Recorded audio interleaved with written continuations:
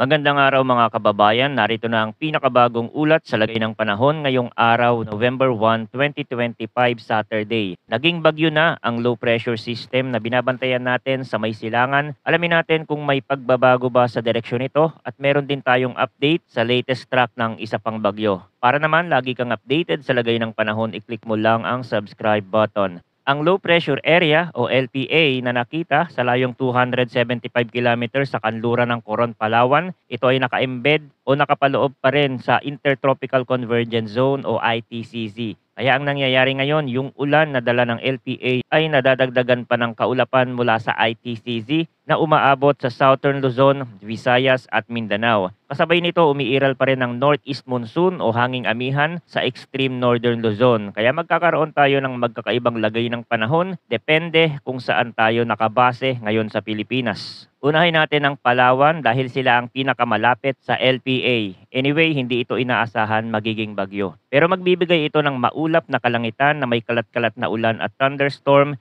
Pwedeng maging moderate to at times heavy ang buhos ng ulan. Ibig sabihin may mga oras na mahina lang tapos biglang lalakas. Kaya ang babala ng pag-asa, posible ang flash floods at landslide lalo na sa mga lugar na mababa, sa mga gilid ng bundok at sa mga barangay na may naitalang pagbaha nitong mga nakaraang araw. Kung nasa Puerto Princesa sa Central Palawan o sa bandang Western Coast, maghanda sa posibleng panandaliang pagbaha lalo na kung kasabay ng high tide. Para naman sa Cagayan, maulap din ang panahon. Ang sanhi naman dito ay ang shear line. Ang shear line ay salubungan ng malamig na hangin mula sa amihan at mainit na hangin mula sa silangan. Kapag ganito ang setup, tuloy-tuloy ang kaulapan, kaunting mga pag-ulan, kaya para sa Cagayan, inaasahan ng cloudy skies with scattered rains and isolated thunderstorm. Kahit sinasabi na isolated, hindi dapat ipagsawalang bahala dahil moderate to at times heavy pa rin ang posibleng buhos. Kaya may banta rin ng flash floods at landslide lalo na sa mga bulubunduking barangay. Sa Batanes naman, dahil mas direkta silang naaabot ng northeast monsoon, ang magiging lagay ng panahon dyan ay partly cloudy to cloudy skies na may mga mahihinang pag-ulan. Wala itong malaking epekto, walang inaasahang severe weather mula sa amihan sa ngayon, kaya ang sabi ng forecast ay no significant impact. Gayunman, kung mangingisda at gagamit ng maliliit na bangka, mainam pa rin mag-check ng sea condition dahil may mga bahagi ng dagat sa norte na medyo maalon kapag umiihip ang amihan. Sa Visayas, Mindanao, Bicol Region at natitirang bahagi ng Mimaropa, asahan naman ng partly cloudy to cloudy skies na may isolated rain showers o thunderstorm dahil pa rin yan sa ITCZ. Ito yung typical na sitwasyon na maaraw sa umaga tapos pagdating ng tanghali o hapon biglang magkakaroon ng makakapal na ulap at thunderstorm. Ang mahalaga rito, kapag may thunderstorm, posible pa rin ang biglaang pagbaha kung sasabay ang malakas na ulan at mahina ang drainage. Para naman sa Metro Manila at natitirang bahagi ng Luzon, partly cloudy to cloudy skies with isolated rain showers or thunderstorm ang forecast. Ang dahilan naman dito ay localized thunderstorm. Sa madaling salita, mainit at maalinsangan sa umaga, tapos sa hapon, magkakaroon ng kaulapan at buhos ng ulan. Pareho ang paalala dito, posible pa rin ang flash floods o landslide kapag severe ang thunderstorm. Tingnan naman natin ang hangin at lagay ng karagatan sa Northern Luzon at sa eastern section ng Central at Southern Luzon. Moderate to strong ang hangin mula northeast to east, kaya moderate to rough ang dagat na may taas na 1.5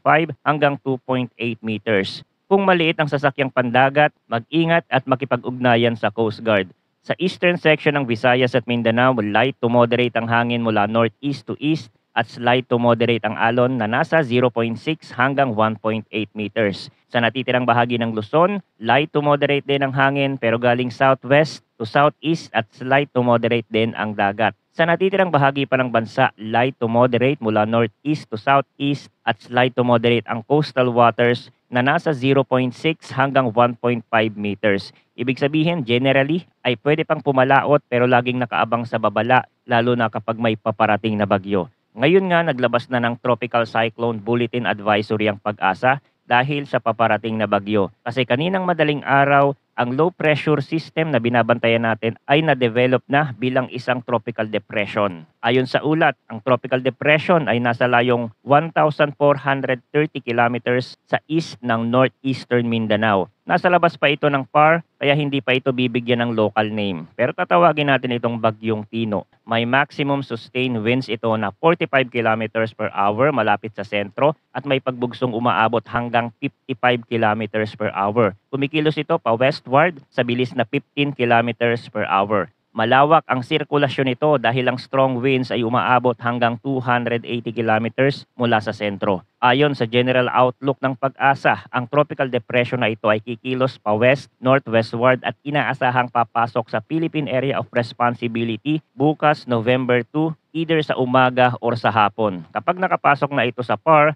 bibigyan na siya ng local name na Tino. Habang nasa Philippine Sea, liliko ito pa west at sa forecast track, posible itong maglandfall sa Caraga o Eastern Visayas pagsapit ng Tuesday, November 4 sa umaga. Pagkatapos ng landfall, inaasahan na tatawid ito sa Visayas at Palawan sa pagitan ng Tuesday at Wednesday, November 5 bago tuluyang lumabas sa West Philippine Sea. Hindi lang yon, sinasabi sa forecast, patuloy pa ang intensification ni Tino habang nasa Philippine Sea at posible itong umabot sa typhoon category pagsapit ng Tuesday, November 4. Hindi rin isinasara ng Pag-asa ang posibilidad na mas lumakas pa ito bago maglandfall, lalo na kung favorable ang sea surface temperature at mababa ang wind shear. Dahil dito, sinasabi nila na ang pinakamataas na wind signal na pwedeng itaas ay wind signal number 4. Pero malinaw din sa bulletin na habang nasa labas pa ng PAR, hindi pa nito direktang naaapektuhan ang panahon at dagat natin sa loob ng 24 hours. Sa ngayon, wind signal number 1 pa lang ang posibleng itaas sa Eastern Visayas at Caraga bukas ng umaga o hapon. Ang onset ng heavy rains ay malamang magsimula pa lamang by Sunday evening o Monday morning. At dahil lalapit na ito sa Eastern Seaboard, posible ring magtaas ng gale warning sa Eastern Visayas at Caraga as early as Monday morning. Kung ikukumpara natin sa international weather models gaya ng GFS at European model, halos magkalapit na ang projection nila ngayon. Pareho nilang ipinapakita na ang bagyo ay kikilos, pakanluran, hilagang kanluran at posibleng maglandfall nga sa Eastern Visayas region. Pero dapat nating tandaan na malayo pa rin ito sa kalupaan kaya marami pang pwedeng magbago sa lakas at sa eksaktong landfall point. Bukod pa dyan, may napapansin din na isa pang low-level circulations sa likod nito na posibleng maging kasunod na bagyo at ayon sa ilang run ng modelo, ito naman ay hihila pa northward. Kapag tiningnan natin ito gamit ang Google DeepMind weather model, mapapansin natin kung bakit maraming line o ensemble track na tumatama sa Samar area. Ang ginawa kasi ng AI model na ito ay pinagsabay-sabay ang maraming senaryo ng galaw ng bagyo at karamihan sa mga senaryo na yan ay pumapabor sa track papuntang Eastern Visayas. Ang maganda pa dito, makikita rin agad natin ang pagbabago ng intensity dahil color-coded yung forecast. Ngayon, nasa tropical depression level pa lang siya pero habang lumalapit sa Pilipinas ay nag-iiba ang kulay papunta sa mas mainit na shade. Kapag naging orange o mas matingkad pa, ibig sabihin papasok na ito sa mas mataas na category na katumbas na ng typhoon level sa Pag-asa. Ipinapakita rin na posibleng maglandfall ito sa mas malakas pa na kategory, lalo na kung hindi ito masyadong hihina habang papalapit sa Eastern Visayas. Mapapansin din sa DeepMind output na yung nasa likod ng pangunahing bagyo ay may mga kumpol na color-coded dot pa. Ang ibig sabihin niyan ay pamumuo ng isa pang low pressure system. Ito yung koleksyon ng maraming weather model at bawat kulay ay nag-i-indicate ng lakas ng sistema. Yung mga color-coded dot na yan ay nagpapakita ng pagkilos palapit sa bansa. Yung iba naman palayo, it means yan yung posibleng daanan o track ng sistema. Pero dahil mas marami ang ensemble na pumapabor sa daan papuntang Pilipinas, tumataas din ang probability na around November 9 o November 10 ay may panibagong sistema na naman na dadaan sa bansa. So this is weather forecasting gamit ang mga advanced model. Hindi ito fake news, hindi ito hula-hula lang. Long range forecast ito na galing sa mas advanced na international agencies at ginagamit na rin ng mga public forecaster. Hindi man ito 100% accurate pero malaking tulong ito para maaga nating ma-identify kung aling rehiyon ang dapat maghanda. Kaya mga kababayan, lalo na sa Eastern Visayas, Caraga, Bicol, Palawan, at maging sa Western Visayas, ngayon pa lang ay pwede na maghanda. Malinaw sa forecast na hindi lang ito one day na ulan, may LPA sa kanluran ng Palawan, may ITCZ na nakakaapekto sa southern part ng bansa at may papasok pang tropical depression na tatawid mismo sa Visayas hanggang Palawan. Ibig sabihin, sunod-sunod na ulan ang mararanasan ng maraming lugar sa bansa. Huwag kalimutan na i-monitor ang official update